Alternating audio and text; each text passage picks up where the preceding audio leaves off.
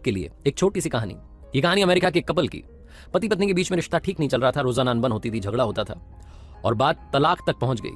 तलाक की नौबत आ गई। जब तलाक हुआ तो पति को पत्नी को एक सर्टेन अमाउंट देना था। वो पैसा इतना ज्यादा था कि इसने सारा पैसा दे दिया और अपने पास में देखा, जेबें टटोली तो इसके पास में मात्र और मात्र $70 बचे।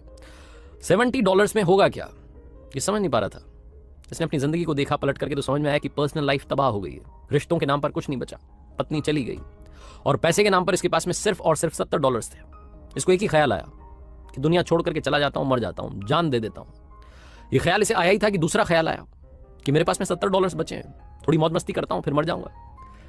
इन $70 को तो खत्म कर दूं, जब सब कुछ खत्म हो ही गया तो इनको भी रख के क्या करूंगा।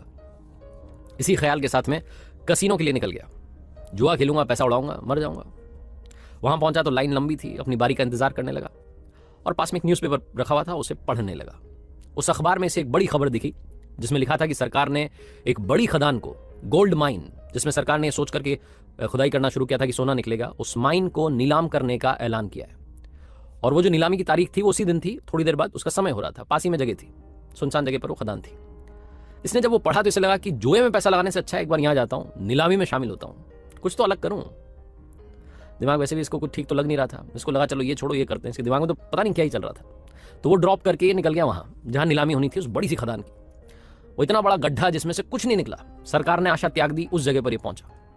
वहां जाकर के सोचने लगा कि नीलामी में मुझे कुछ मिल गया तो ठीक है, और इस जगह अगर ये मुझे मिल जाती, इसमें से कुछ निकल गया तो ठीक है, वरना इसी में कूद करके जान दे दूंगा। बड़ा सा, बहुत बड़ा सा गड्ढा था, इतनी बड़ी खदान वहां पर खोदी गई थी, लेकिन निकला कुछ नहीं था। ये वेट करने लगा कुछ और लोग आ जाए, लेकिन इसके लिए सबसे बड़ा सरप्राइज ये था कि वहां पर कोई नहीं पहुंचा। सिर्फ ये इकलौता आदमी वहां पर उस बिडिंग में पार्टिसिपेट करने के लिए पहुंचा और वो खदान इसके नाम कर दी गई। $70 में इतनी बड़ी खदान इसको मिल गई। अब ये सोच रहा था क्या करें, कहां से कूद करके इसमें जान दें।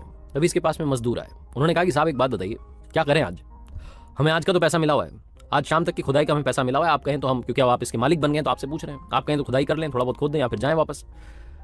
तो इस व्यक्ति ने कहा कि जब आपको पैसा मिला ही हुआ है 5 बजे तक का, शाम तक का, तो आप खुदाई कर दीजिए। अभी तो 2 ही बजी है, ये 3 घंटे आपके पास में, खुदाई चालू करिए। मजदूरों ने खोदना शुरू किया। लगभग उन्होंने 3 फीट खोदा और सबसे बड़ा सरप्राइज ये था कि सोना निकल गया। ये व्यक्ति उस गोल्ड माइन का मालिक था, आने वाले वक्त में बहुत बड़ा मिलियनेयर बना।